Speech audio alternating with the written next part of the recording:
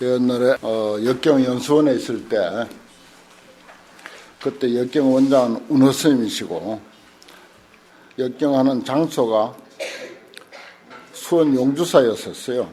그때 이제 역경하는 연수생을 키운다고 용주사에서 스님들이 많이 살았어. 나는 그 연수생으로 들어가서 하는데 운호 스님이 강의가 있으면은 타너 스님은 제일 앞좌석에 제일 먼저 항상 10분 전에 와서 딱 앉아서 운호 스님 능경 강의를 다 들으시는 거예요. 난 한두 번 듣고 마는가 생각을 했어요. 그래도 한 번도 안 빠지고 운호 스님 강의가 있으면 꼭 와서 제일 먼저 앞에 와서 듣고 그래. 우리는 또 운호 스님인데도 듣고 타너 스님인데도 듣고 그때 뭐 이기영 박사라든지 등등 그런 강사들이 있었는데 내가 한 번은 물었어. 그 당시 이제 우리가 알기로 정화 이후 우리 조계종에서 3대 강백을 치면은 이제 운호 스님, 타너 스님, 관왕 스님 그렇게 세 분이었거든요. 정말 전설 같은 그런 그 3대 강백인데 그런 그 입장에 있는 스님이 스님 뭐 들을 게 있습니까? 우리나 뭐 공부하고 그러지 스님 같은 분이 뭐 들을 게 있냐고 그러면 그런 소리가 어디 있느냐고 막구중을 하시는 거라 타너 스님이. 그 운호 스님인데 운호 스님은 전통적으로 강원에서 내려온 그런 어떤 견해가 있다는 거야. 훌륭한 그런 강사 스님이 그 소중한 강의를 하는데 내가 이런 들을 인연이 됐는데 안 들을 수 있느냐고 어찌 그런 생각을 하느냐고 그렇게 내가 아주 꾸중을 들었어요. 그게 정말 내가 이제 타너 스님을 존경하는 면이 여러 가지가 있지만 그걸 자주 이야기를 합니다. 아주 그 점이 참 훌륭한 점이고 강의를 들을 수 있는 그런 기회가 된다면 자기보다 못한 사람이라도 가서 듣는 것. 그걸 이제 흔히 불치하문이라 자기보다 더 못한 사람에게도 묻는 것, 또 듣고자 하는 것 이런 것을 조금 더 부끄러워하지 않는다 하는 그런 유교의 덕목을 그대로 아주 실천하는 그런 모습을 보았어요. 그게 참 타너 스님께서 정말 본받을 점이다 하는 것을 늘 나는 기억하고 있습니다.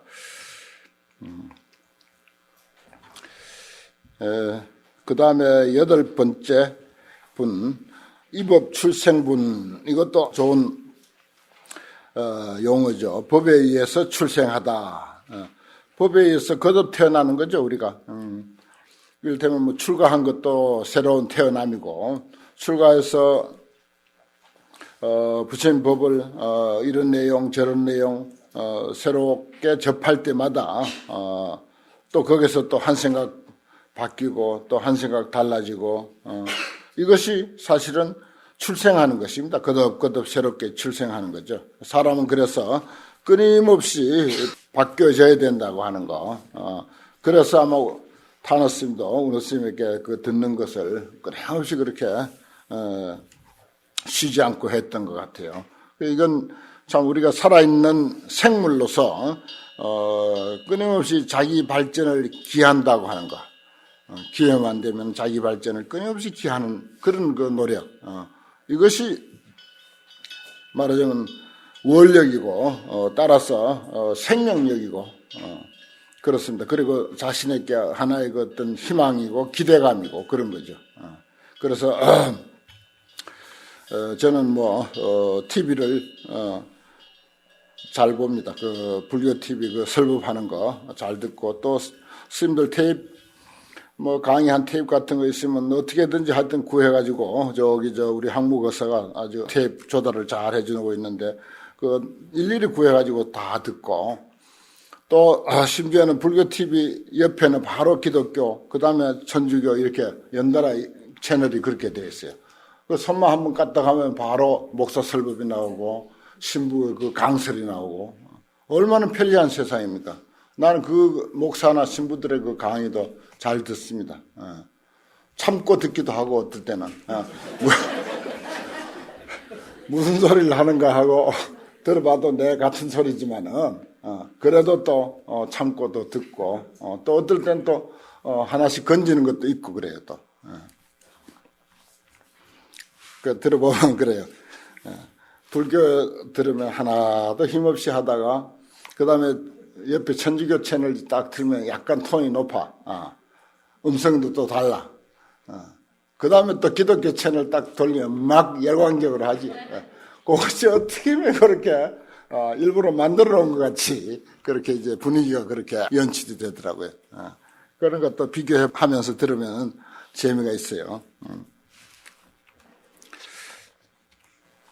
가을에 새로 개편한 불교 그 프로그램은 어떻게 이게 불교 텔레비전인가 아니면 뭐 세상에 무슨 그냥 보통 텔레비전인가 싶을 정도로 그렇게 어떻게 다양하긴 하더만 내용이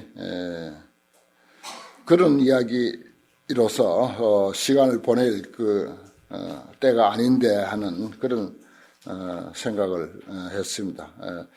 불교라고 하는 어떤 참 위대한 가르침을 전할 수 있는 토굴이 됐든지 조그만 뭐 10평짜리 포교당이 됐든지 아니면 좀 더 큰 절이 됐든지 간에 그것은 전부 불교를 펼 수 있는 그런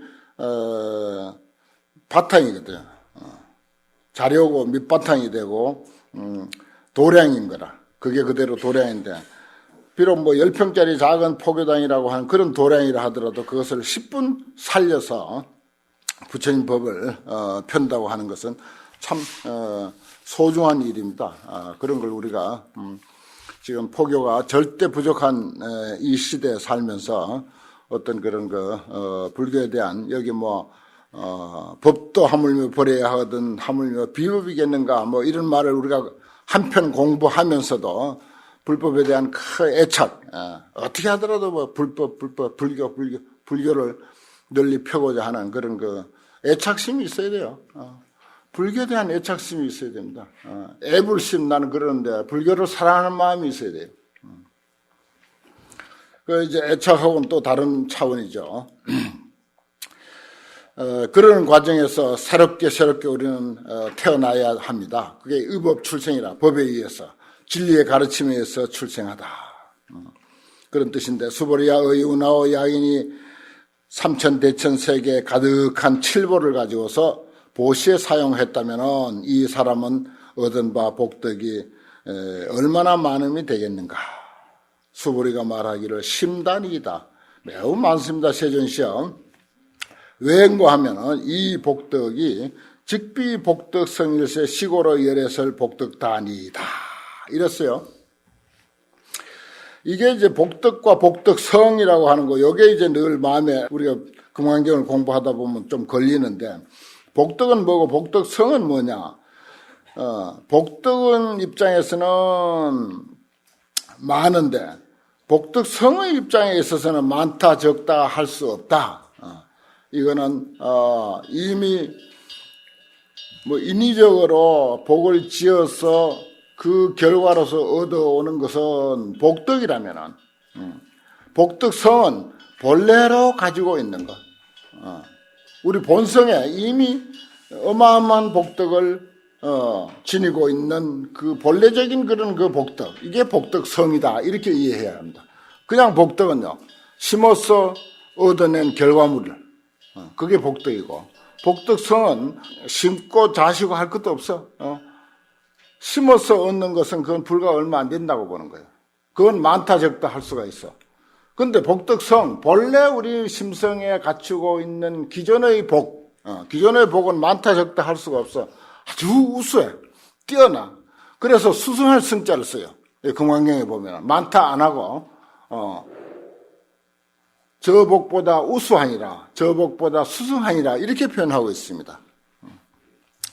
그러니까 이 금강경의 이치를 저 복보다 수승하다, 우수하다 하는 것은 곧 우리의 심성으로서의 금강경, 본래 지닌 마음의 어떤 복덕을 이야기하는 것이다. 이렇게 분별해버리면 그 성자가 아마 해소가 될 겁니다. 식으로 복덕성이 아니기 때문에 열애가 복덕이 많다고 말한다. 그랬어요. 약부유인이 만약에 어떤 사람이 어차경 중에 경 전체거나 내지 사국의 등을 수지해서, 내지란 말은 그런 뜻이 숨어 있습니다. 경 전체거나 내지 사국에만이라도 수지해서 위타인설 하면, 딴 사람 위해서 해설한다면 기복이 승피다, 저복보다 우수하다, 뛰어나다, 차원이 다르다, 승자. 많다는 뜻이 아니고 저복보다 우수하다, 영 차원이 다른 복이다, 이 뜻입니다. 그 심어서 얻는 복, 베풀어서 얻는 복은 그냥 복덕이야. 복덕성은 아니야. 복덕성의 입장에서는 말하자면 이 금강경화 막바로 통하는 차경중에 내지 사국에도 이것은 우리의 본성의 덕을 드러내는 것이기 때문에 이거는 제대로만 이해하면은 뒤에 이제 여러 번 나오지만 여기서도 삼천대천세계 이 지구 위에다가 금은 보화 칠보를 가득히 실어가지고 수억만 톤을 다른 사람에게 희사를 했다 하더라도 그거하고는 게임이 안 된다 이거지. 차원이 다른 것이다. 우수하다. 이 승자 중요한 것입니다. 승피, 저복보다 훨씬 수승하고 뛰어나다. 그렇죠. 철이 아무리 많다 한들 다이아몬드 주먹만 한 거하고 비교가 되겠어요. 철이 예를 들어서 산더미처럼 많다 하더라도 다이아몬드 한 집만 못할 거 아닙니까?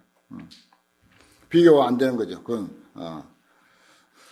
하이고 수보리야 일체 재불과 급 재불 안육 다라 삼맥 삼보리법, 모든 부처님께서 깨달으신 최상의 그 깨달음의 이치 제 보리법, 법이 개종차경출 다 이 경전으로부터 나왔다. 그게 이제 의법 출생이다 그래요. 법에 의해서 출생했다. 다 이 경전에 의해서 출생했다.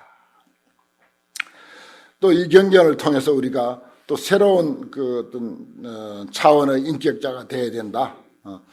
또 새로운 차원의 안목을 가져야 된다. 이런 의미도 여기서 읽을 수 있습니다. 수불이야 소위 불법자는 직비 불법이니라. 우리가 이 불법 모든 부처님과 부처님의 안욕 따라 삼맥 삼보리법이 이 경에서 나왔다 하니까 이 경이 대단한가 보다 하고 또 이제 거기에 껌뻑 넘어가는 거죠. 넘어가면 집착하게 되고 온갖 사량 분별이 거기에 붙기 시작합니다. 이게 금강경의 취지는 아니죠. 물론 부처님과 부처님의 법을 높이 선양하는 것은 좋은 일이긴 하지만 그러나 금강경의 안목에는 그것 집착하면 이건 또 아니다는 것입니다. 그래서 그것도 곱혀야. 그래서 소위 불법자는 직비 불법이다. 또 직비. 저 앞에서 신상을 직비라고 했죠. 직비 신상. 불법 얼마나 근사한 겁니까? 정말 우리 목을 매는 거 아닙니까? 목을 매는 불법인데 직비 불법이야. 직비의 논리. 우리 육신을 부정하는 거 좋다 이거야. 결국 무상해서 죽을 몸이니까. 그래서 직비 신상은 이해했다 이 앞에서. 여기는 불법.